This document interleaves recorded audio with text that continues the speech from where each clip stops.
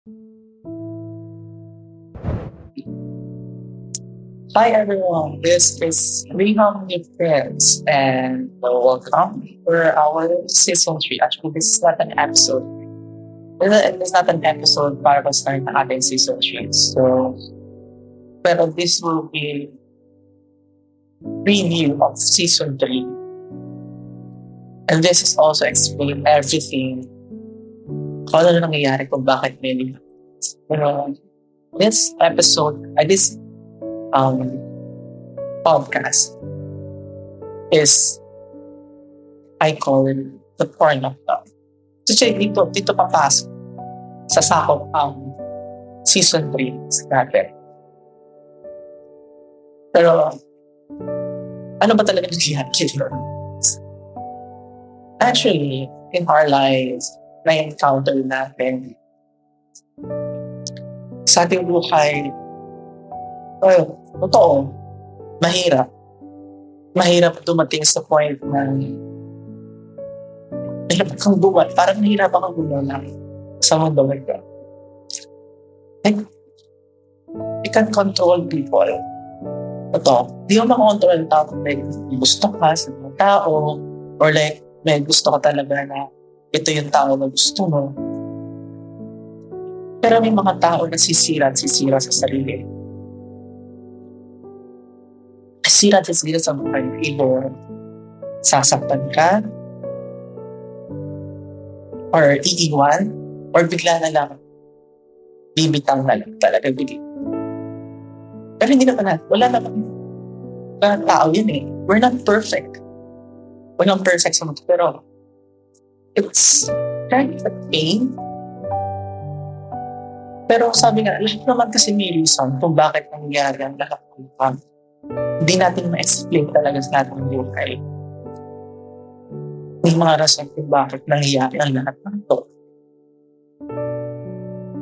You know, sa totoo lang, when I do this podcast, ito laging tumatatak lagi sa akin sarili. During, okay, gagawa ako, gagawa tayo. Do you know the quote? Para sa akin, lalabas na dito. Yeah. Mga liham na nagbibigay ng yakap sa akin. Kaya, every episode is, I know na hindi yun ang solusyon sa problema nyo or hindi yun the pinaka-definite solution, concrete solution. It's a way of helping. Pero, masakit lang talaga is hirap din sa mismong tao nagsasabi yung mga sinasabi. Totoo yun. It's real na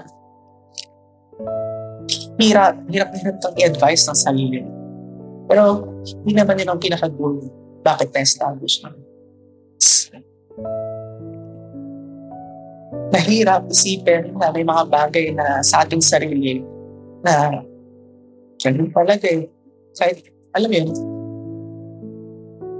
pilitin natin na ayusin ang lahat.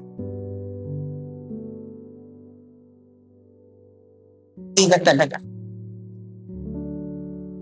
Kaya actually, sa each episodes, and may series tayo actually, na naka-ready na. At, kaya sobrang tagal kasi I want this season 3 to be, medyo pain lang talaga. Pero until magkakaroon ng, alam mo yun, ma-encounter mo yung sarili mo na ganito. The thorn of papasok sa tuloy.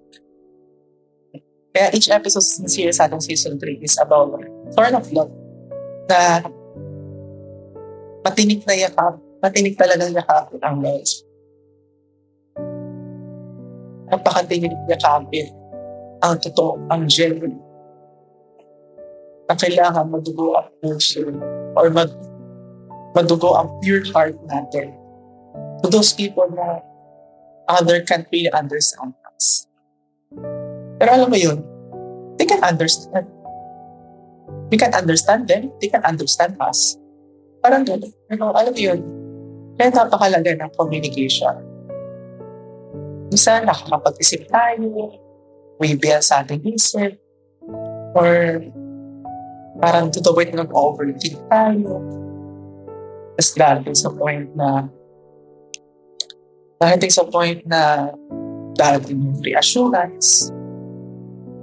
Hindi kaya, magiging martyr tayo for our love. Nawawalan lang ibig sabihin ng love. Like, ano ba talaga ang love sa ating sarili? Actually, tayo makaka-figure out talaga ng kung ano ibig sabihin ng love.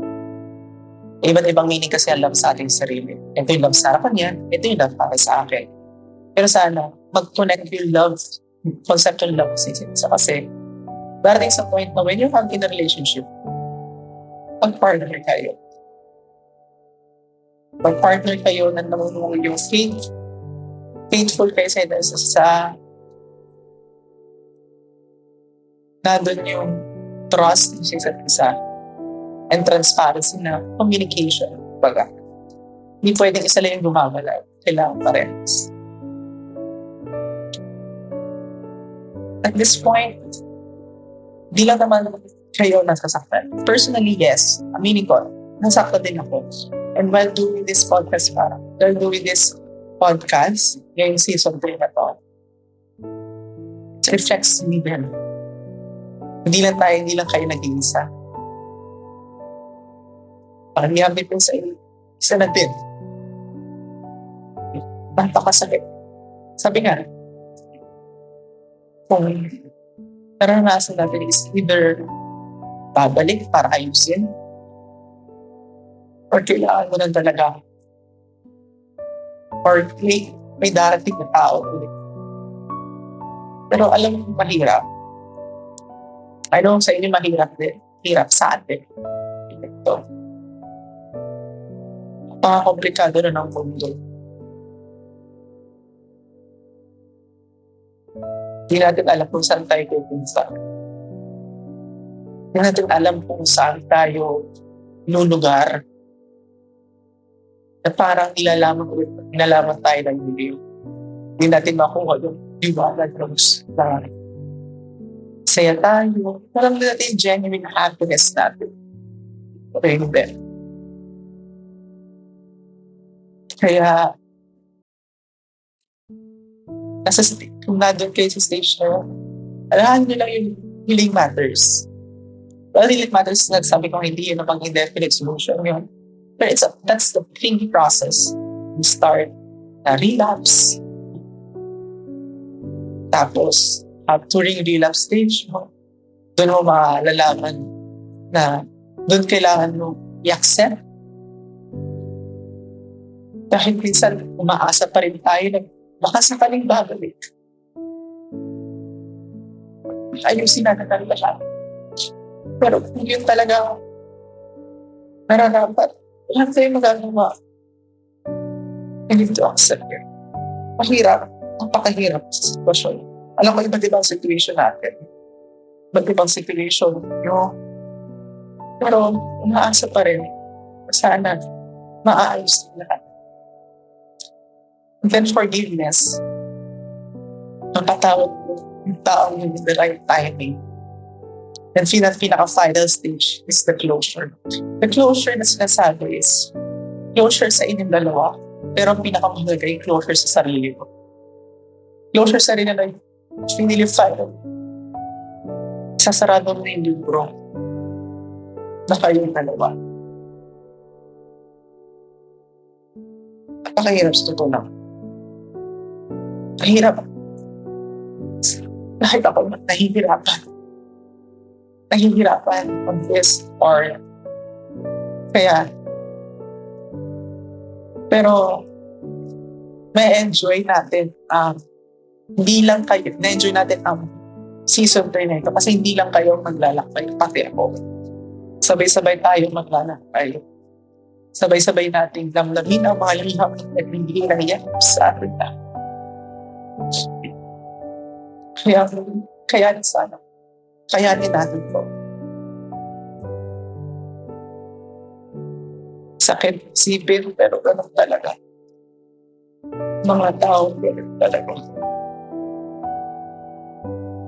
Ito po ang Liham ni Prince.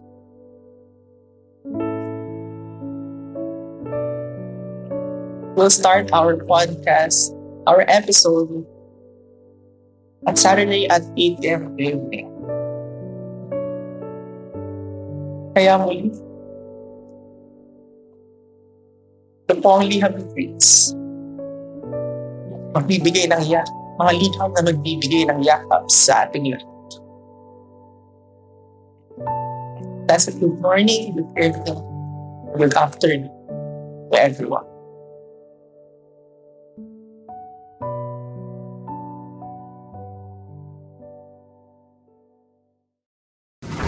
Hello everyone, this is Liham ni Prince Season 3 and welcome to our new season of our podcast here at Spotify. Watch out for some motivation and random thoughts about love, family, friends, relationship, or kahit saan man yan. Don't forget to follow us on our social media, Instagram, Facebook, and Twitter at Liham ni Prince 11 and to our podcast here at Spotify. Don't forget also to listen our podcast in different podcast platforms. Episode will be available during Saturday at 8 in the evening. Only here on Spotify Podcast.